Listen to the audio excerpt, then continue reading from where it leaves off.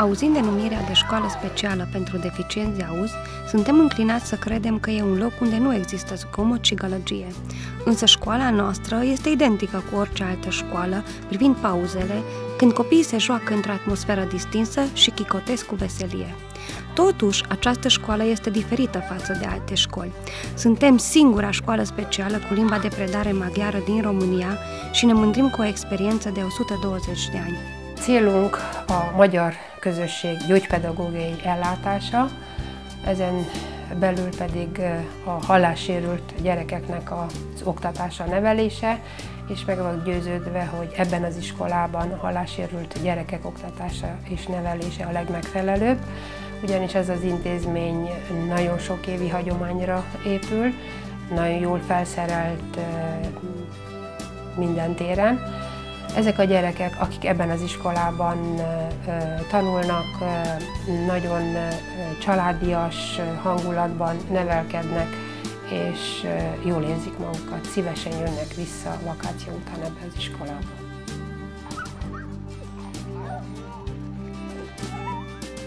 Elevii noștri provin din toate regiunile Transilvaniei.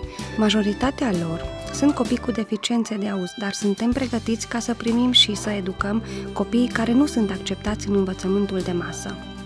Ciclul educațional include educația preșcolară, cea școlară și gimnazială. Grădinița noastră este foarte bine dotată, fapt pentru care îi datorăm mulțumiri fundației londoneze Clinical Science and Education Foundation. Activitățile educative desfășurate în grădiniță sunt cele obișnuite, lucru manual, desen, gimnastică. Totuși, în fiecare activitate există un element care îl va face diferit și anume dezvoltarea vorbirii. Copilul cu deficiențe de auz este capabil să înțeleagă sensul cuvintelor și să le și rostească. Trebuie învățați însă să beneficieze de auzul rezidual. Această capacitate nu funcționează de la sine, doar dacă este dezvoltată prin metode speciale de către psihopedagogi bine pregătiți. Educatoarele și psihopedagogii care se ocupă de dezvoltarea vorbirii implementează tehnicile în jocuri astfel ca copiii să se implice fără probleme în procesul educativ.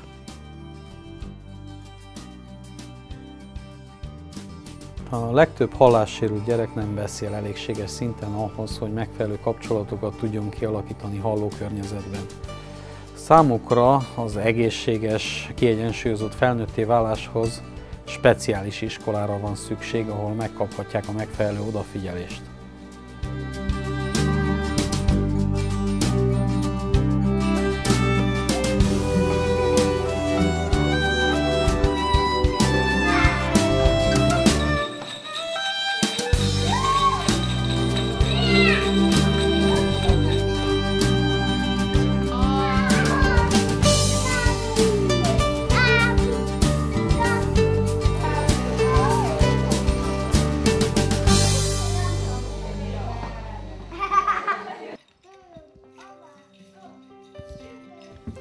În grupurile de deficienți mentali, scopul jocurilor educative este dezvoltarea proceselor de gândire.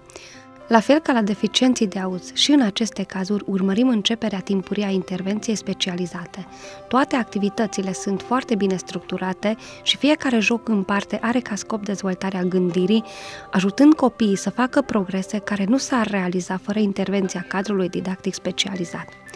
Într-o clasă cu mulți copii dintr-o școală, din cadrul învățământului de masă, nici cel mai bun pedagog nu este capabil să acorde atenție suficientă sau timpul adecvat necesităților speciale unui copil cu deficiențe de auz.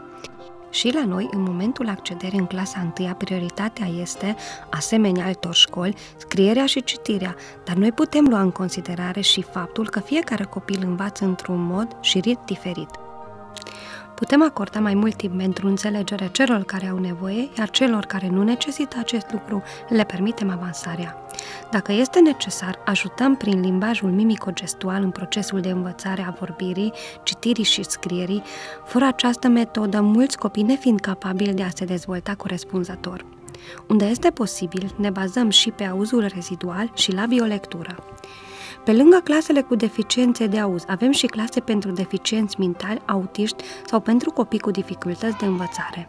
Acești copii învață în clase separate pentru că în cazul lor obiectivele sunt diferite. La copii cu deficiențe mentale, chiar și în spatele unui simplu joc de bătut din palme, se află obiective de dezvoltare serioase și bine conturate. Obiectivul final este de a aduce fiecare copil, după posibilitățile sale, mai aproape de viața independentă de adult. Unii vor putea ajunge la nivelul care le permite să lucreze, să devină în totalitate autosusținători, iar alții, chiar dacă nu ajung la acest nivel, se vor descurca în viață cu mult mai puțin ajutor din partea celorlalți. Și în cazul copiilor autiști, obiectivul final este asemănător, dar accentul se va pune pe comunicare. Situația este însă diferită în cazul copiilor cu dificultăți de învățare. Ei sunt în totalitate capabili de viață independentă, aud, gândesc ca oricine altcineva, dar scrierea, cititul sau calculele matematice reprezintă probleme majore pentru ei. Trebuie tratați cu atenție sporită pentru a putea să își însușească aceste aptitudini.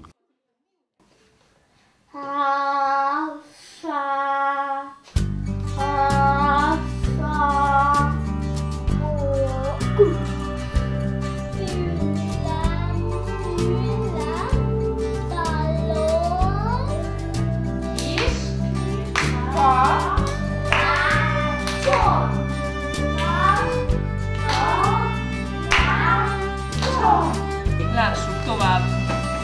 Yangtze, hol van? Hol tanultuk? În clasele mari sunt ore de geografie, biologie, istorie, informatică, la fel ca în alte școli.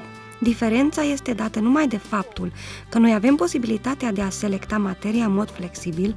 De exemplu, în clasa a 5-a sunt copii care rezolvă ecuații cu fracții și alții care învață adunarea și depășirea ordinului. În mod frecvent, cunoștințele practice utile sunt cele mai importante. Ceramică, tâmplărie, gătit, cusut. Încercăm să acordăm atenție tuturor acestora. Din cauza dificultăților de comunicare, foarte puțini copii cu deficiențe de auz pot urma cursurile unei facultăți, deși numărul acestora este în continuă creștere. Sunt mulți însă aceia care au rezultate deosebite în profesii practice și vor deveni adulți independenți care trăiesc o viață fericită și împlinită. Obiectivele noastre speciale sunt ajutate de o serie de servicii. În cabinetul de logopedie se desfășoară dezvoltarea vorbirii și a pronunției corecte. Avem și un audiolog care asigură protezarea auditivă, realizează teste de auz, verifică și controlează starea de funcțiune și folosirea aparatelor auditive și se ocupă și de dezvoltarea auzului. Kinetoterapeutul nostru se ocupă individual cu fiecare copil cu probleme locomotoare. Noi dispunem și de un cabinet medical unde un medic specialist și 2 asistente acordă atenție menținerii stării de sănătate a copiilor. Fiind o instituție cu finanțare bugetară, toți copiii beneficiază gratuit de aceste servicii. Bucătăria noastră și sala de mese asigură micul dejun, gustarea, masa de prânz, gustarea de după masă și cina.